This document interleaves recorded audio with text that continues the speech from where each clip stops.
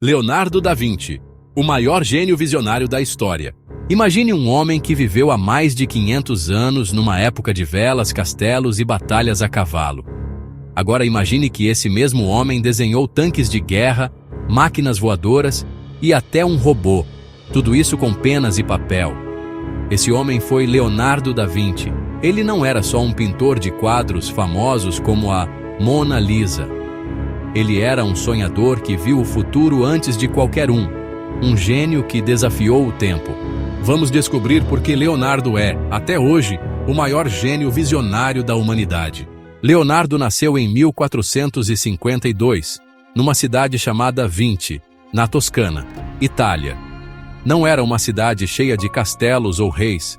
Era uma vila simples, com colinas verdes e casas de pedra. Seu pai era um tabelião, um homem que escrevia documentos, e sua mãe, uma camponesa que ninguém sabe ao certo quem era. Leonardo não nasceu com prata na colher, mas tinha algo que ninguém podia tirar dele. Uma mente que explodia de curiosidade. Quando era criança, ele passava horas olhando o rio perto de casa, desenhando o jeito que a água dançava nas pedras. Ele pegava penas de pássaros caídas e tentava entender como eles voavam. Aos 14 anos, seu pai viu esse talento e o levou para Florença, uma cidade fervendo de arte e ideias. Lá, Leonardo virou aprendiz de Andrea del Verrocchio, um mestre famoso. Mas ele não era um aluno comum. Uma vez, Verrocchio pediu que ele pintasse um anjo num quadro. Quando terminou, o anjo de Leonardo era tão perfeito, com asas que pareciam flutuar, que o mestre nunca mais tocou num pincel. Dizem que ele sentiu que tinha sido superado pelo garoto. Mas Leonardo não queria só pintar. Ele olhava para o mundo e via perguntas em tudo. Por que o céu é azul? Como o sangue corre no corpo? Ele começou a encher cadernos com desenhos e ideias. Cadernos que, um dia, mudariam a história.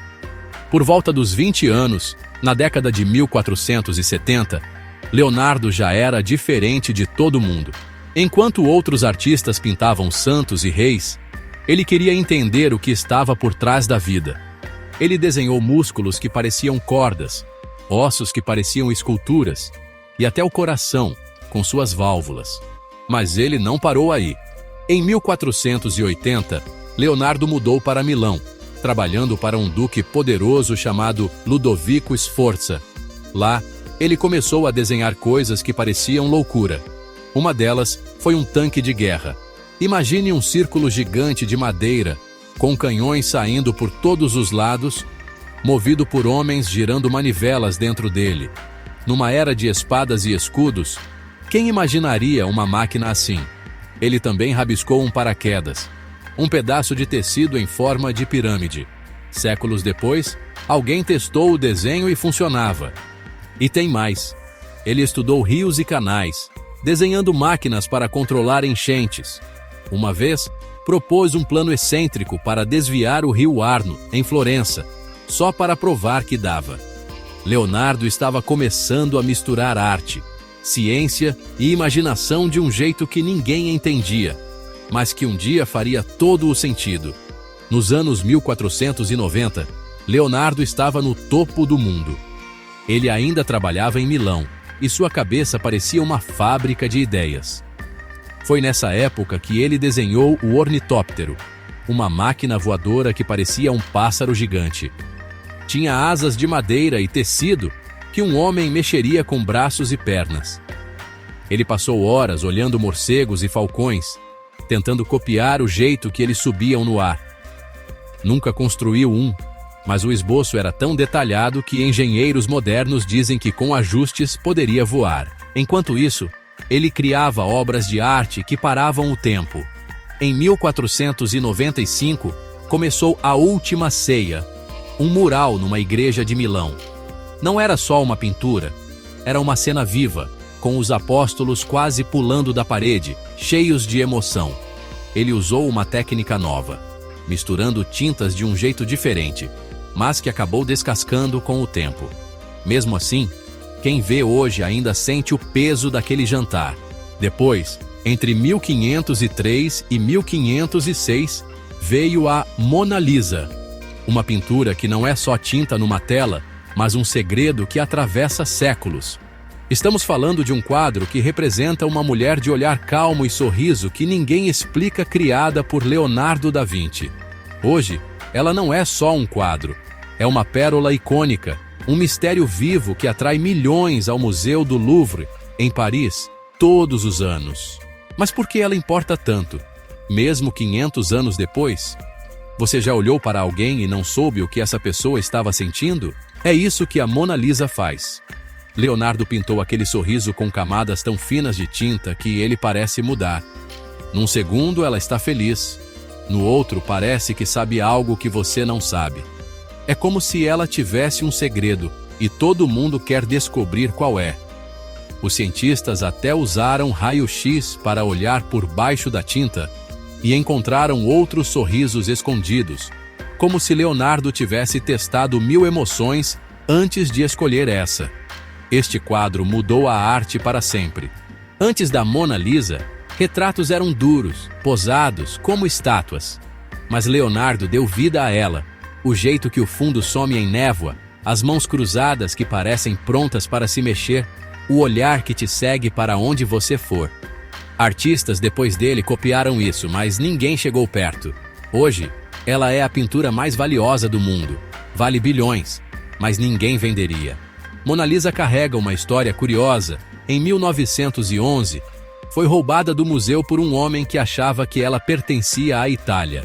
O mundo parou, ficou 2 anos procurando, até que a encontraram escondida num apartamento. Esse roubo só fez Mona Lisa ficar mais famosa. De repente, a Mona Lisa não era só arte, era uma lenda. Hoje ela está atrás de um vidro, à prova de balas, com filas de gente esperando só para dar uma olhada. Ele pintou um pedaço da alma humana, algo que nos faz parar, olhar e pensar. O que ela está vendo que eu não vejo? A Mona Lisa não é só uma obra de arte, é um espelho do gênio de Da Vinci. Mas entre uma pincelada e outra, ele desenhava projetos impensáveis, parafuso aéreo, um tipo de helicóptero que girava para subir e até um cavaleiro robô, com engrenagens que mexiam os braços. Em pleno século XV, Leonardo já sonhava com máquinas que pensavam. Em 1516, Leonardo tinha 64 anos. Ele estava cansado, mas sua mente não parava. O rei da França, Francisco I, ficou tão impressionado com ele que o convidou para morar num castelo perto de Amboise. Imagine um gênio italiano que passou a vida correndo entre cidades e guerras, agora vivendo como convidado de um rei. Ele levou tudo que tinha: baús cheios de cadernos, mais de 7.000 páginas de desenhos e ideias. Nesses últimos anos, ele desenhava menos máquinas e mais a natureza. Fez esboços de tempestades, com ventos dobrando árvores, como se quisesse capturar o poder do mundo. Mas sua saúde foi indo embora.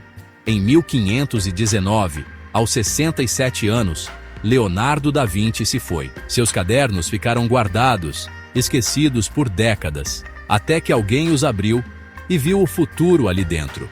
Tanques rolaram na Primeira Guerra Mundial. Aviões cruzaram os céus no século XX. E médicos usaram seus desenhos para entender o corpo. Leonardo não viu nada disso, mas deixou o mapa para chegar lá. Leonardo da Vinci não era só um homem.